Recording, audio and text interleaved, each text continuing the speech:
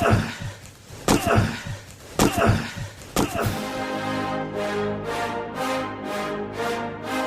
rolls out to the right, pitches off to Taylor, and Taylor's to the 20, down to the 15, down to the 10, 5, 4, 3, 2, 1. Touchdown, Billy Taylor! Touchdown, Billy Taylor! Billy Taylor scored a touchdown from 21 yards out. The crowd goes berserk. It was November 22nd, 1969. That they came to Barry, Michigan, all dressed in maize and blue. The words were said, the prayers were read, and everybody cried. But when they closed the coffin, there was someone else inside. Oh, they came to Barry, Michigan, but Michigan wasn't dead. And when the game was over, it was someone else instead. 11 Michigan Wolverines put on the gloves of gray, and as the organ played the victors, they laid Woody Hayes away. Under center is Wangler at the 45. He goes back. He's looking for a receiver. He throws downfield to Carter.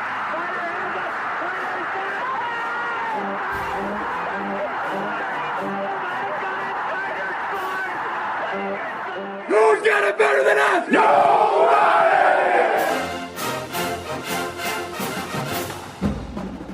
Welcome to the Michigan Man Podcast on Wolverine Sports Radio, a member of the V Sporto Network, and in partnership with SB Nation's Maize and Brew, for Wolverine fans from coast to coast. Go Blue, and welcome to our Colorado State Visitors edition of the show. I'm your host, Mike Fitzpatrick. Finally, it's game week. I'm ready, and I know you are too. For the better part of 10 years, we've been bringing you 2 shows a week during the season. On our Visitors edition, we feature a writer or radio personality for that week's opposition. Then on the Michigan Game Day show, we feature one of our writers or media personalities. Today we begin preparation for Saturday's big opener, and we'll be joined by the radio play-by-play voice of Colorado State football, Brian Roth. Before we hear from Brian, a few news and notes. By now, you know what the plans are at quarterback, at least for the first 2 weeks. This Saturday, Cade will be under center against the Rams. Then next week, JJ gets the call against Hawaii under the lights. Then Jim will choose who's number 1. We think anyway. It will be interesting to see how the competition ends up, though. Jim appeared with John Jansen on the Athletic Department's In the Trenches podcast on Saturday, and he made that announcement.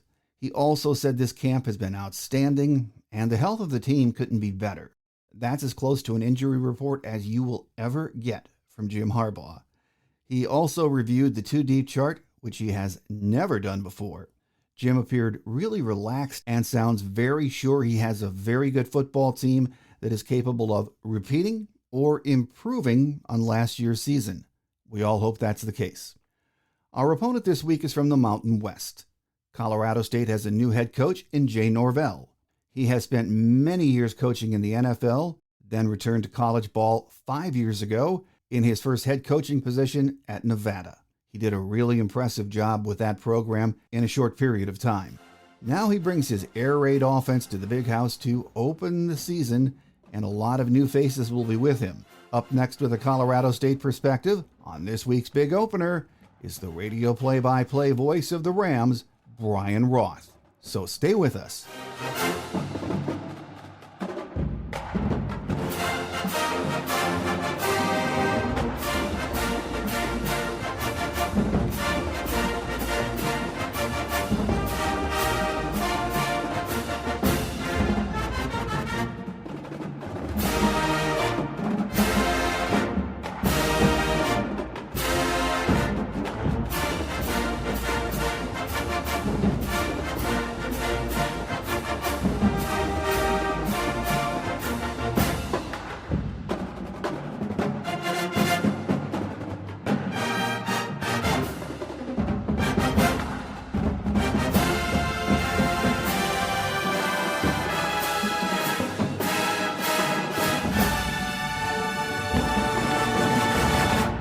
Here with us on our Visitors edition of the show this week as we get ready to start the season is the radio play-by-play voice of Colorado State football, Brian Roth. Brian, it's great to have you with us. Yeah, Mike, thanks for having me on, man. College football season is here. I know we're all excited about that. Well, it is great to have it back. And, of course, this is the first week for both Michigan and Colorado State to get into action And as you said, we're all excited about that. In Fort Collins, there's a new head man, Jay Norvell, comes from Nevada to take over the reins, and he brings with him a very high-octane offense, doesn't he, Brian? Well, he does, yeah. And so, Jay Norvell's a guy who's been around the block a number of times, coached at, a lot of Power 5 schools, spent 6 years in the NFL, and finally got a head job 6 years ago at the University of Nevada, a place that, has had mixed results and not a lot of great facilities, but brought his air raid offense to Reno, and over the last 5 years has turned that football program around. They've gone to 4 straight bowl games.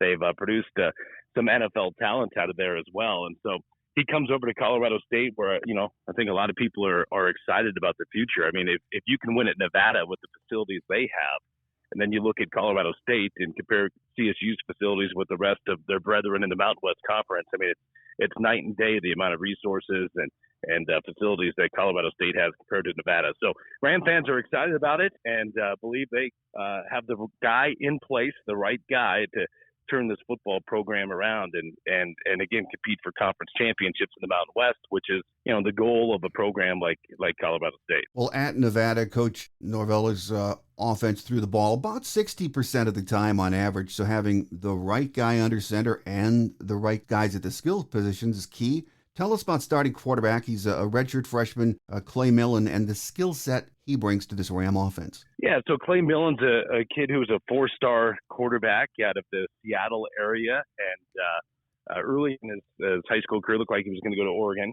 Then was committed to go to Arizona, coaching change, and once there was a coaching change at Arizona, he kind of decommitted, and that's when Jay Norvell in Nevada kind of swooped in on him and really picked him up as one of the most highly rated recruits that Nevada had ever gotten. So he sat last year behind a quarterback named Carson Strong, who was the Mountain West Conference Offensive Player of the Year, and learned that offense. And then, Jay Norvell gets the Colorado State job. And, as Clay said, he goes, there's no question I was following Coach over to Fort Collins in Colorado State because he went to Nevada, not because of the beautiful city that is Reno. He went to Nevada because of the air raid offense. So, he comes to Colorado State. He was the unquestioned starter in spring ball, and that has continued here into the fall. He's 6'3", 215 pounds, has great, pedigree with his dad, Hugh Millen, a former NFL quarterback, was an All-American at the University of Washington. In fact, backed up John Elway here in Colorado at Denver for a couple of years. So, Ram fans still remember his dad from his Bronco days, and now here's the son coming in, and he's a redshirt freshman. He's thrown 2 collegiate passes, and so this will be his first action coming up on Saturday in Ann Arbor at the Big House. And what a way to make your debut. He's going to have ups and downs this year, but I know Ram fans really are excited to have him, especially the fact that he's just a redshirt freshman. And you should be able to get him for 3 years, maybe even 4. Yeah, and as you said, he's only thrown a couple of passes at the collegiate level. The only tape I saw on him was during his recruiting days, recruiting tape. And, of course, he looks like a perfect fit for this air raid type of an offense. But he also, at least in his recruiting tapes, looked like he had some pretty good wheels on him. Yeah, he's a good athlete. There's no question about that. Now, CSU's not going to ask him to be a dual-threat quarterback. That's just not what they ask of their quarterbacks. But, he is certainly a very good athlete. And I'm really looking forward to watching him play. He's a kid who got limited to just 2 games his senior season because of COVID. And so he really has not played a lot of football in the last couple of years. Again, redshirting last year as a true freshman at Nevada. So I'm pretty sure he's going to be geared up and ready to go at the Big House. But again, what kind of results will that bring? Well, we will see. But he's a kid that definitely has a lot of those tangible aspects that you like in a college football quarterback. Well, the good thing for Clay is that he is familiar with a couple of his receivers, Tony Horton, and I'm not sure in the pronunciation here, but Melquan Stovall. That's right. Well, they both came over from Nevada with him, didn't they? Yeah, they did. And Torrey Horton's a kid who the staff feels like is an NFL caliber receiver, and played as a true freshman 2 years ago, played last year as a true sophomore at Nevada, and really was starting to flourish in that offense. And you see that Colorado State has like 11 players from Nevada, and obviously with the transfer rules these days haven't been laxed a little bit, where you can transfer once without any penalty and having to sit out a year. Jay Norvell comes from Nevada to Colorado State in the same conference, and all of a sudden 11 players are going with him. Now Jay left it up to any player that wanted to come to Colorado State, he would welcome them.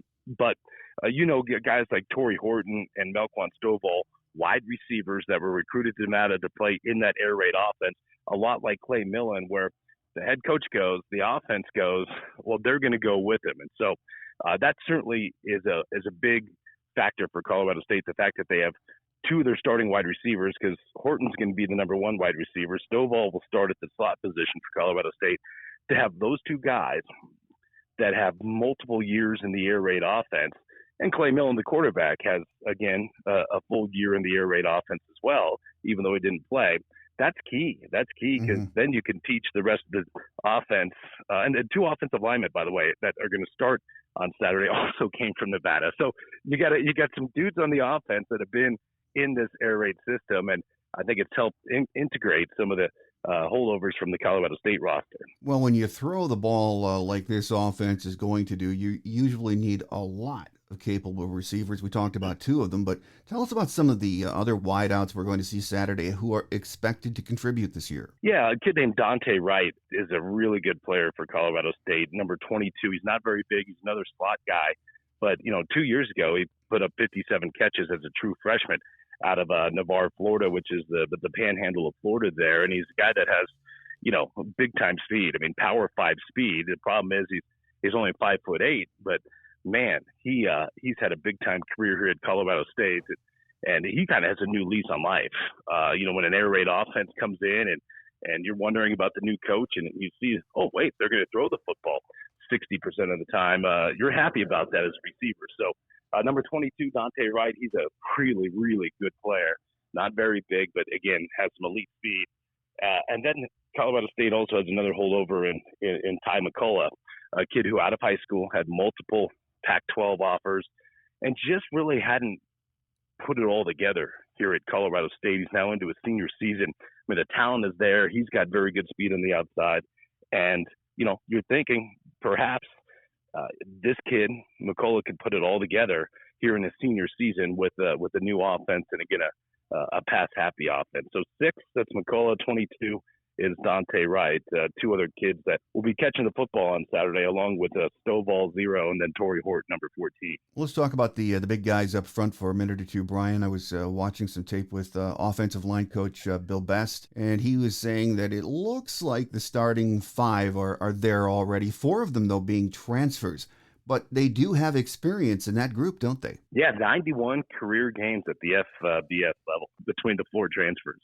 And I think the starts come in around like 60 or so. So yeah, they felt like they had to go out and upgrade the offensive line through the transfer portal, and that's what they looked at in this football program as a deficiency is the amount of offensive linemen that they feel like they need to win in the Mountain West Conference. And so they went out and got some transfers. Again, I mentioned 2 of them are from the University of Nevada.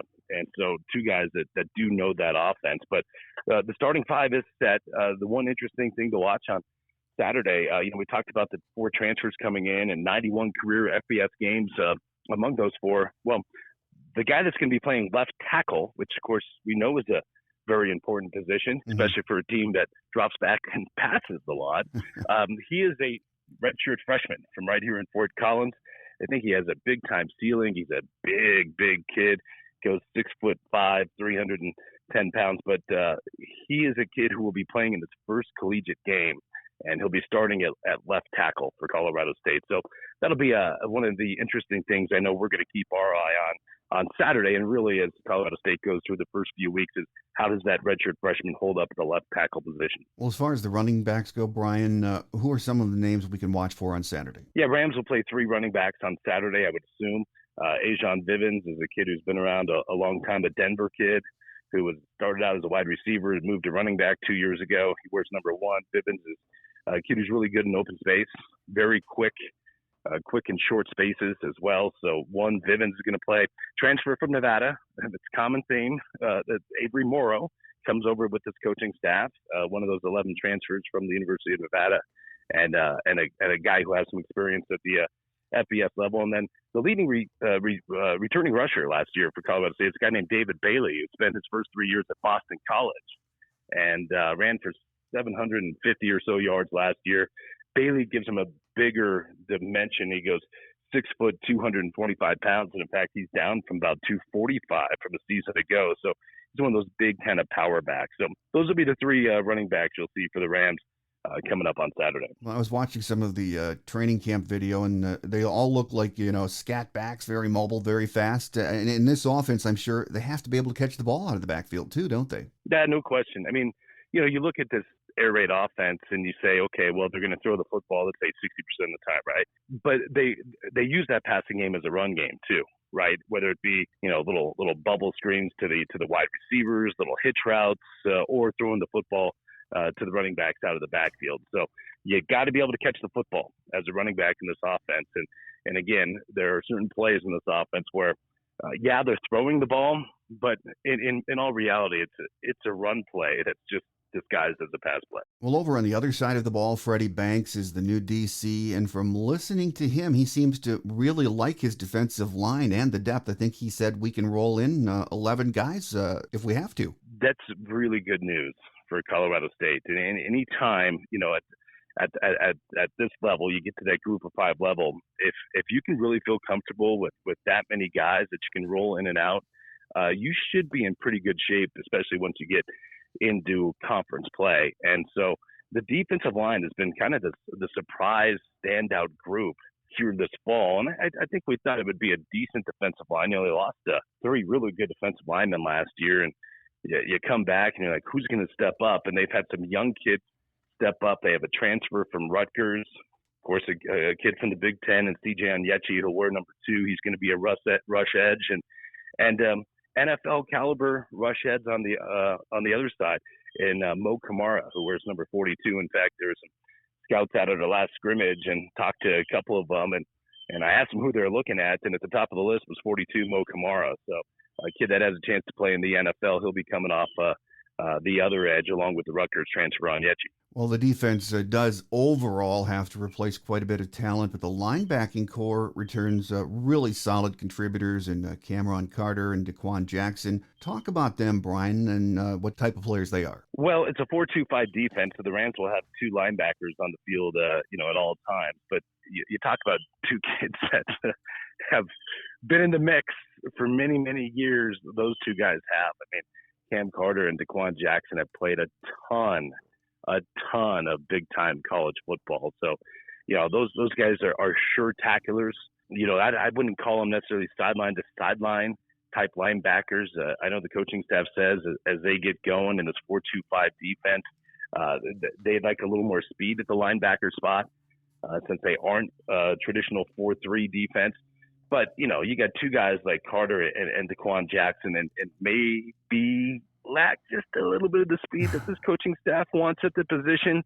You can't replace the grit and the toughness and the game day experience. I mean, those guys are going to walk into Michigan Stadium coming up on Saturday, and they will not be phased at all. Now, doesn't mean that CSU is going to shut down Michigan. We don't expect that, but just those 2 kids. I mean, you do not have to worry about those 2 guys if you're a Colorado State fan. Well, back in the secondary, Nevada safety transfer Angel King, and then you have City College of San Francisco's DeAndre Greeley. They're big additions, and they joined 5th-year senior Taiwan Francis. Talk about that secondary group, Brian. Yep, and they brought in the transfer from Cal of the Pac-12, and Chigi Anusium, who will be wearing number 7. He's going to be the number 1 DB, and then Francis is a kid that played safety last year. They moved him to nickel again, that 4-2-5.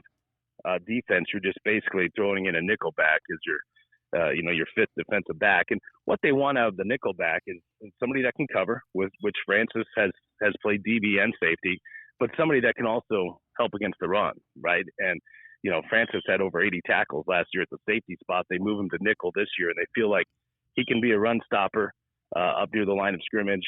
They can use him on blitzing, and then also he's good enough to where he can cover a slot wide receiver, or he could take a tight end off the line of scrimmage. So, the secondary, we'll see. The secondary wasn't great last year for Colorado State. They had a dearth of bodies last year due to injuries and some COVID-related roster stuff. Well, here this fall, there's a lot more bodies. They upgraded with Greeley, who was a junior college All-American, to come in. The Cal transfer Anusium comes in. You get Angel King from Nevada, who was a starter for the Wolfpack last year. So So you have a lot more bodies, and you have a little bit more talent on the back end, which is good news because Colorado State did have some struggles on the back end of the defense last year. Well, you were mentioning they're going to be running a 4-2-5 defense, which is something we see a lot around college football now because of the air raid offenses, the wide open spread offenses. Do you think there's some concern there when they're facing a Michigan offense that really Jim Harbaugh likes to run maybe 60% of the time, and if he can run, he might run 70 or 80% of the time. So that's a challenge, isn't it? Yeah, it is. And I talked to Freddie Banks, our new defensive coordinator, and again, a real bright, young, up-and-coming coach. He was the defensive coordinator last year at Montana State and led the Bobcats to a national championship game against North Dakota State, and they had one of the best defenses at the FCS level last year, and said, look, I mean, it's basically a 4-3 defense. It's just a matter of we're throwing in a nickel instead of a third linebacker. He said that doesn't mean that we can't throw in a third linebacker if we need to. And so, I just said with the evolution of the college game and just about all offenses are going to the spread formation, you don't see a lot of people work out of 12 personnel anymore, although Colorado State last coaching staff, they went out 12 personnel, I'd say 60% of the time last year. But, he just said that the defense can adjust to that.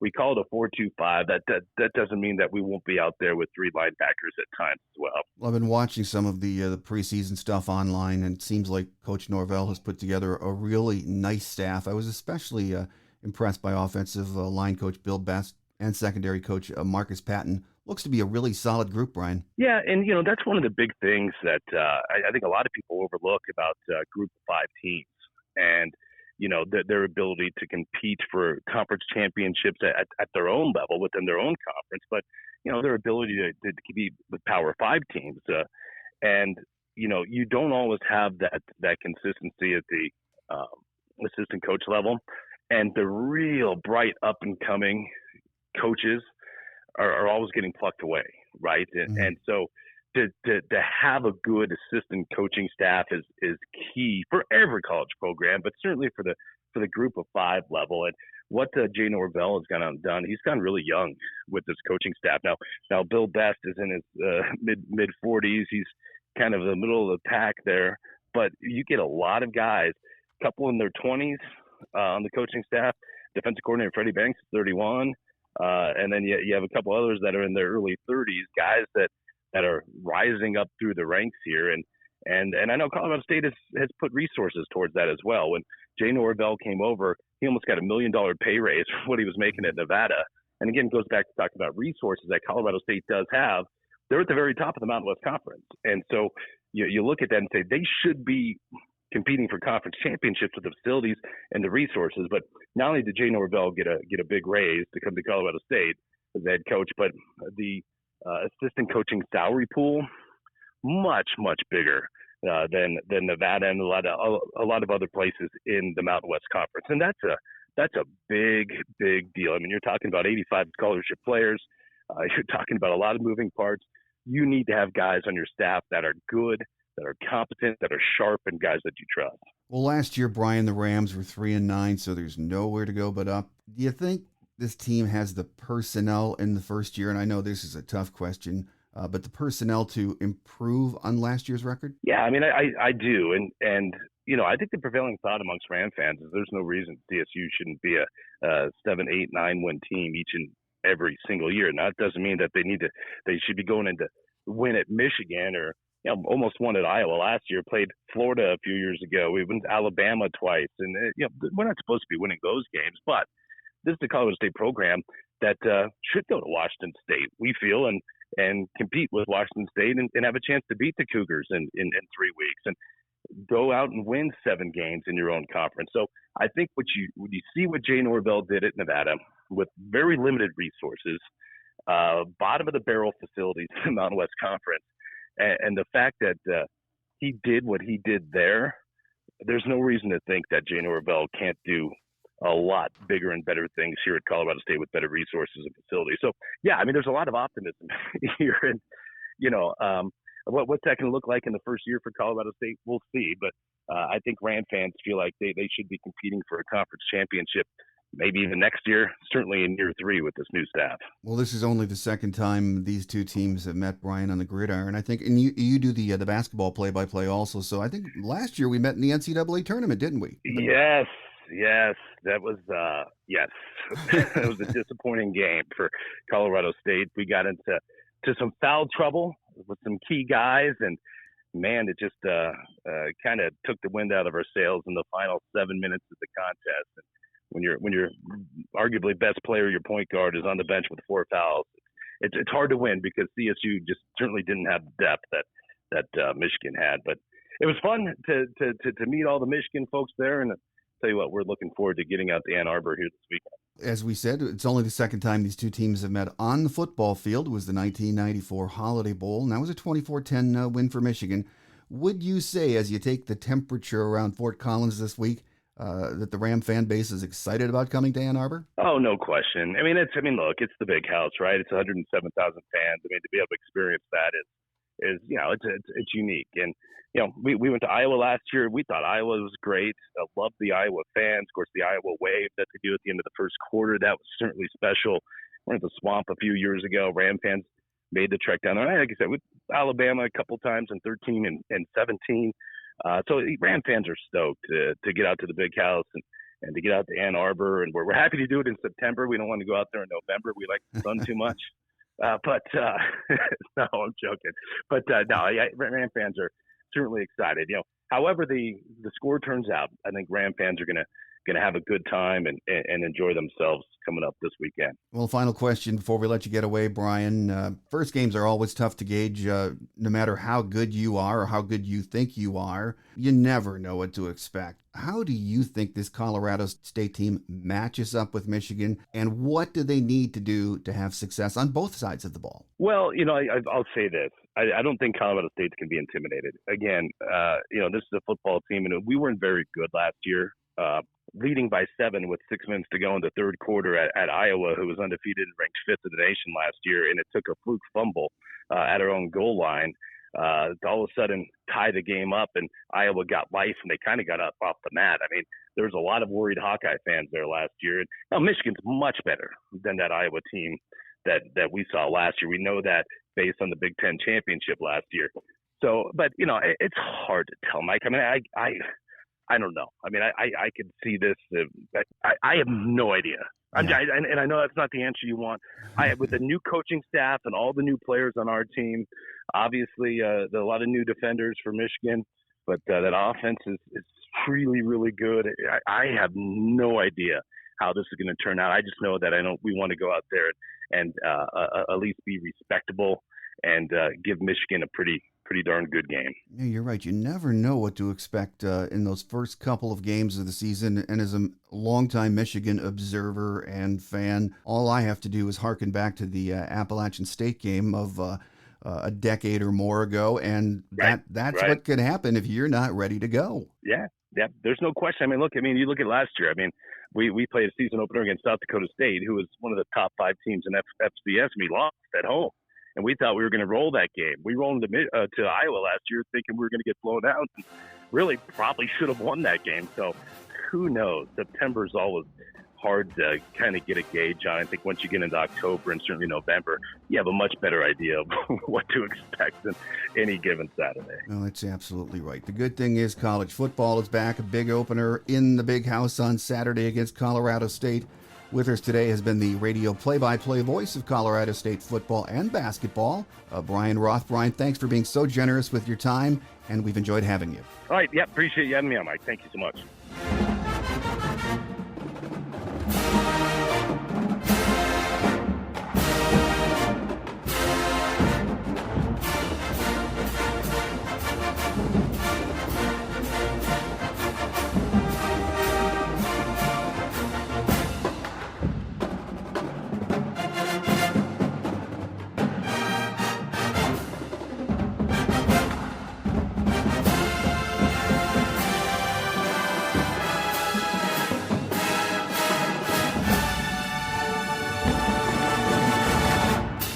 On Quick Hits today, as I mentioned at the top of the show, Jim says team health is outstanding for the opener. If there are any injuries, he didn't talk about them. Thanks again to my guest today, Colorado State radio play-by-play voice, Brian Roth. He was a pleasure to speak with, and he's excited as all get out to call a game from the booth in the Big House. On Thursday, I'll be back with our Michigan Game Day show. We'll have any last-minute updates available and share some interesting game day facts. My scheduled guest is our new radio play-by-play voice, Doug Karsh. Not that Doug is new to us. If you're in the Detroit market, you've been listening to him for the better part of 20 years on WXYT 97.1 The Ticket. He has also been the sideline reporter for many years on the Michigan Football Radio Network team. Now, Doug's schedule is a wee bit crazy as he prepares for his first big game up in the booth, so if he can't squeeze some time in this week, we'll have another one of our media guys or gals join the show.